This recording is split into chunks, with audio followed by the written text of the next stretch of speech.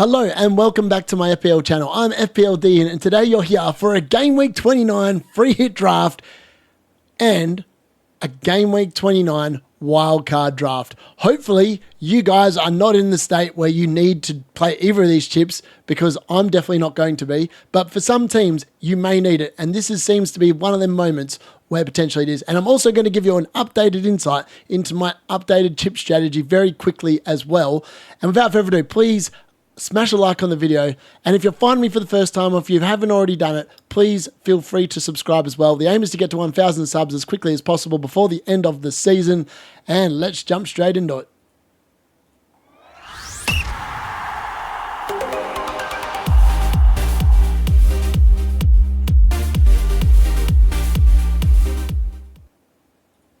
So, the updated chip strategy, here it is.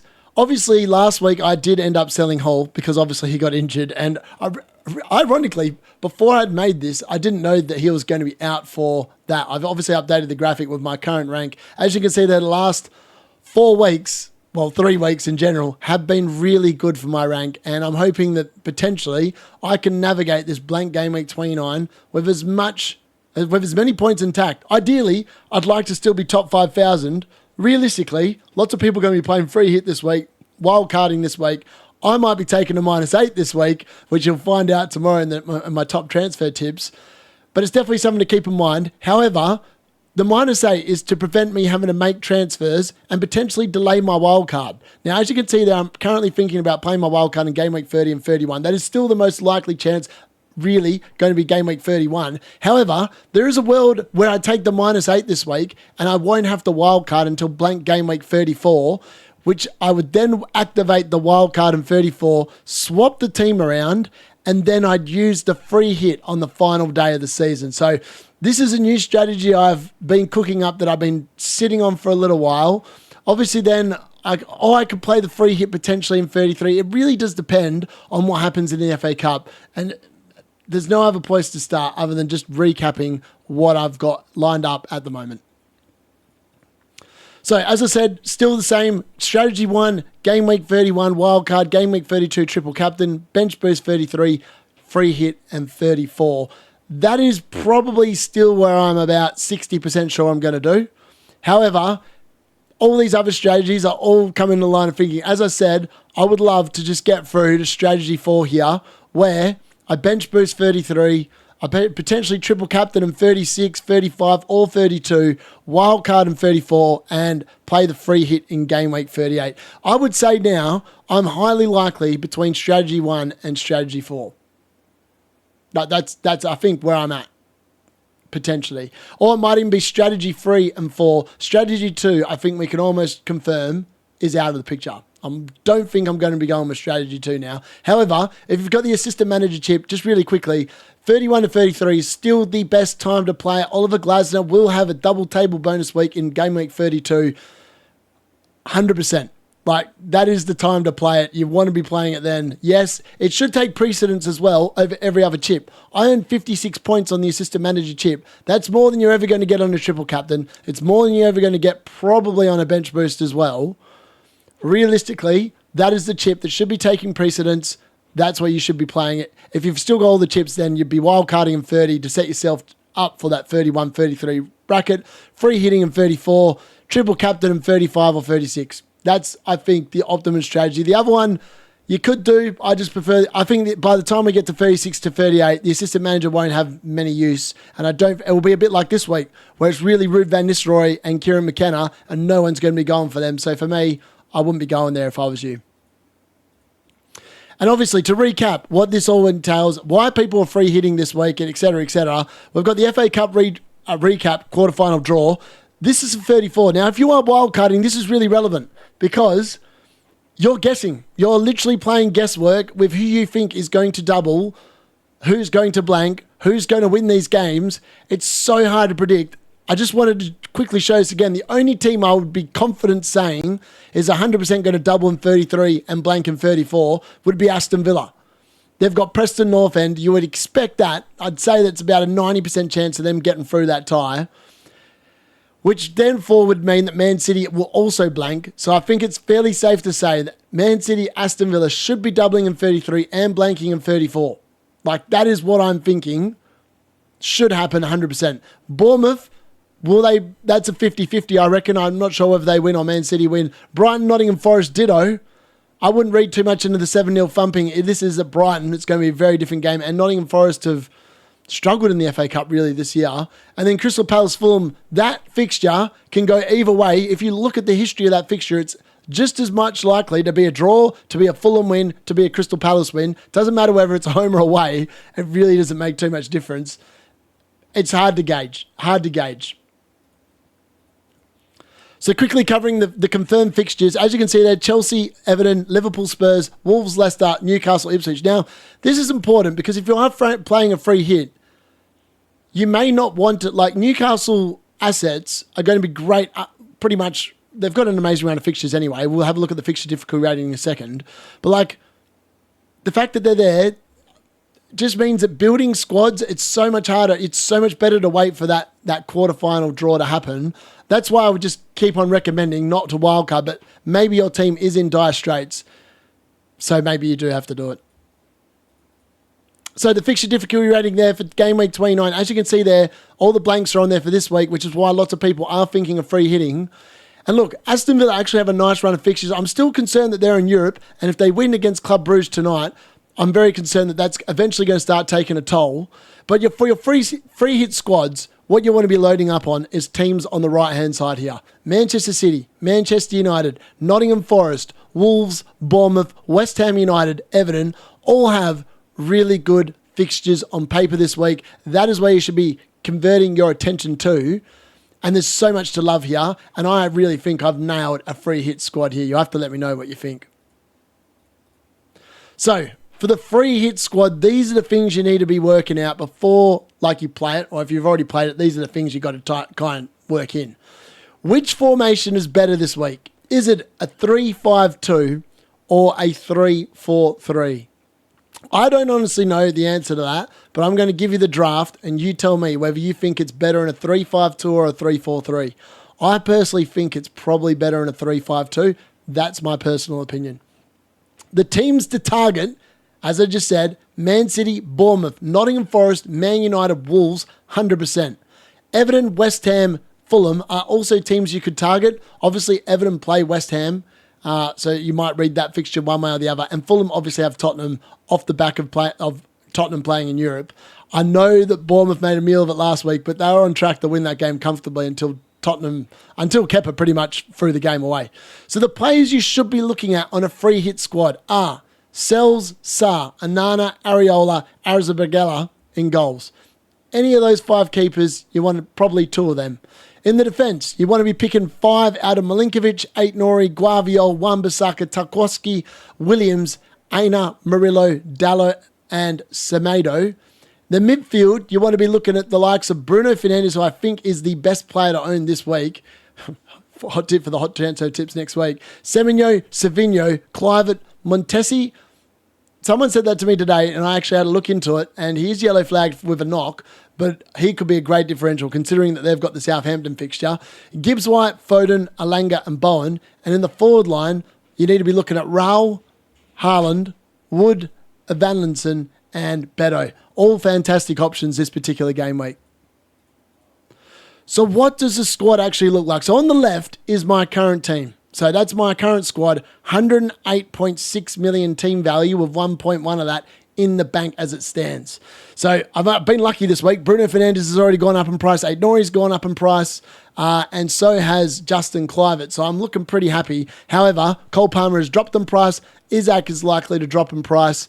And Trent most likely will probably drop in price as well after he surprisingly rose over the weekend. So on the right, this is what I do. Obviously, Alisson Becker's a problem in my team, so he's gone. Areola and Jose Sarr are the goalkeepers I've gone to, and that is because of the fact that I myself am in the current position where I'm weighing up whether I want to have double Forest defence, which would be Matt Sells and Milinkovic in my own team. So obviously Matt Sells coming for Becker or Fabianski, or whether I want Nottingham Forest double attack. And I just think that Nottingham Forest double attack against Ipswich and for the foreseeable future, but for this 1 week, just screams more chance of returns. And Morgan Gibbs-White is definitely the player I've got my eye on. And potentially I might have to make a move tonight because of the fact that he does look like he's going to increase in price tonight. And obviously sells rose in price last night, which is not helpful for what my decision making because he wasn't forecast to rise. So again, some weird things going on at HQ at FPL team. But yeah, so I put this squad together with 106.7 million team value. In the bank, I've got 7.2 million in the bank. This squad is actually under 100 mil.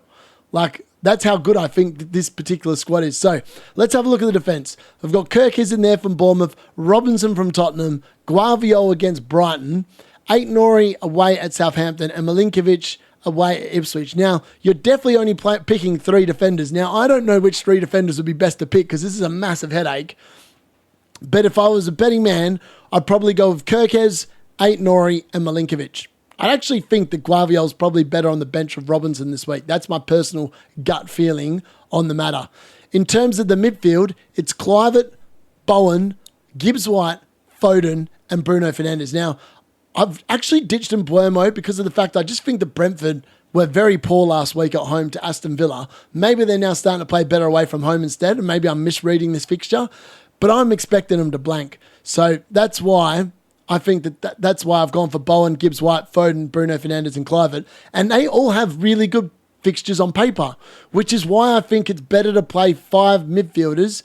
And I think in this case, you would just bench Evanlinson because of the fact that he's not on penalties and Kluivert is.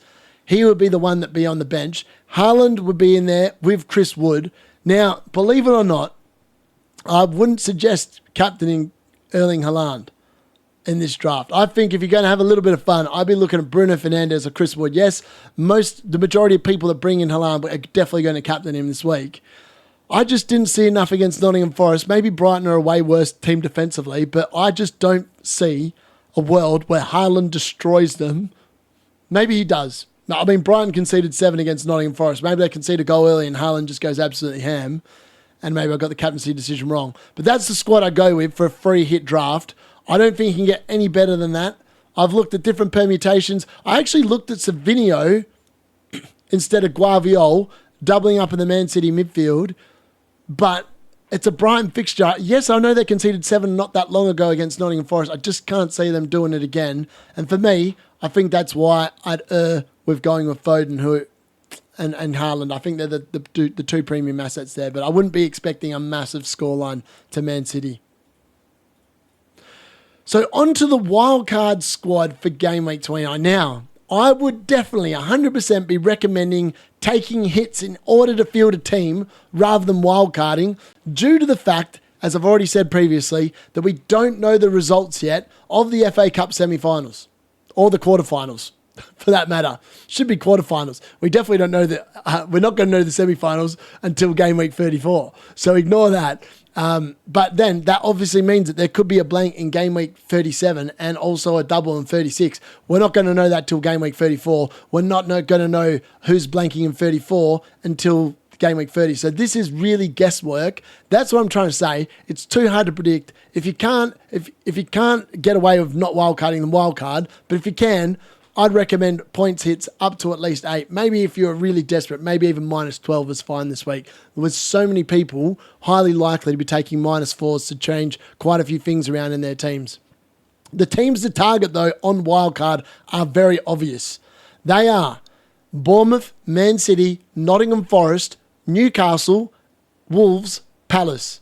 Newcastle and Palace need to be targeted. They have that double game week in 32. You have to be counting for it. Unless you're going to play your free hit in that week and you just completely ignore Newcastle and Crystal Palace. The only problem with that, if you're wildcarding this week, is that you won't know if Crystal Palace will beat Fulham in that FA Cup quarter-final. And if they do, they'll then double in 32 and 33, a bit like what Liverpool did in 24 and 25. That'll be Crystal Palace. And then you will want them also on game week 33. So I think the best bet, as I said, is just to try and hold off. But if you're really desperate, these are the teams you should be targeting. And lastly, the template draft is now open for debate. Cole Palmer has gone off the boil. He has literally become red hot ice cold. Whatever you want to say about him, the man's form has dived off a cliff. Absolutely dived off a cliff.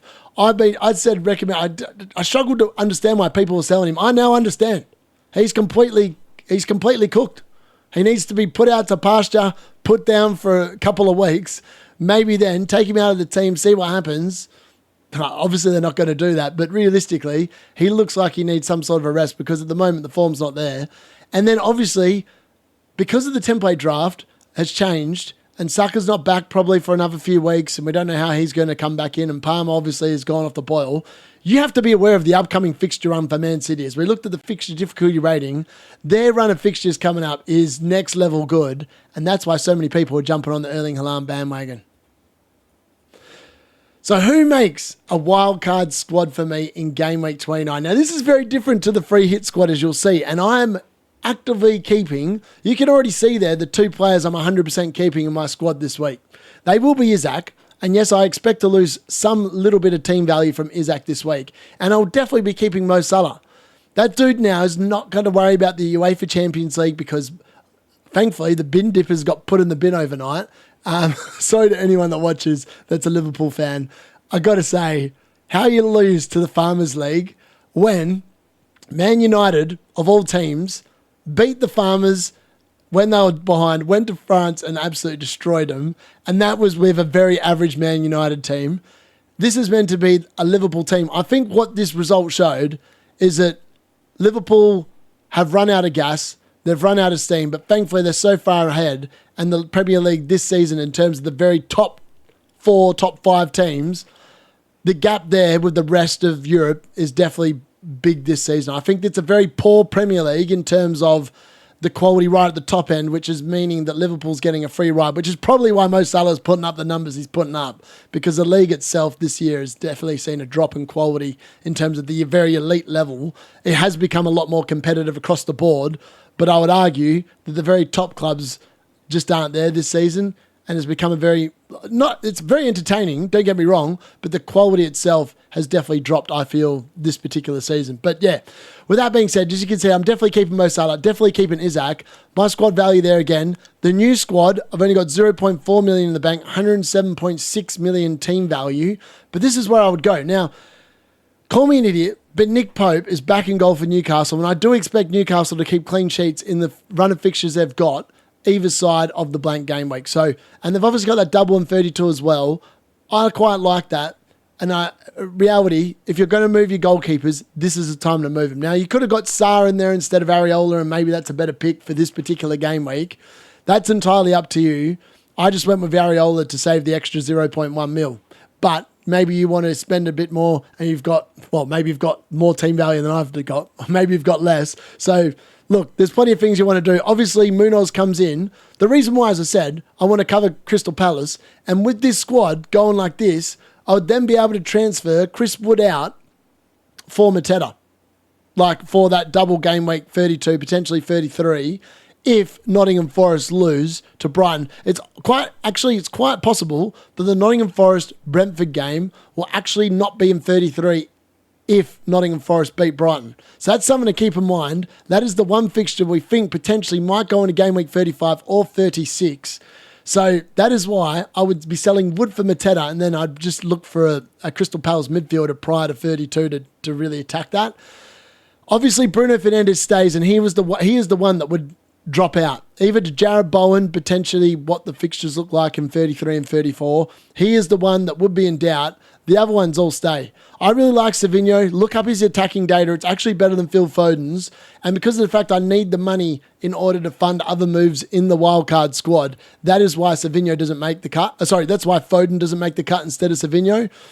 There is a world potentially where Liverpool might win the league that later on you may have to get out Mo Salah. But for the foreseeable future, that's not going to happen. Definitely not until they've essentially 100% won the league.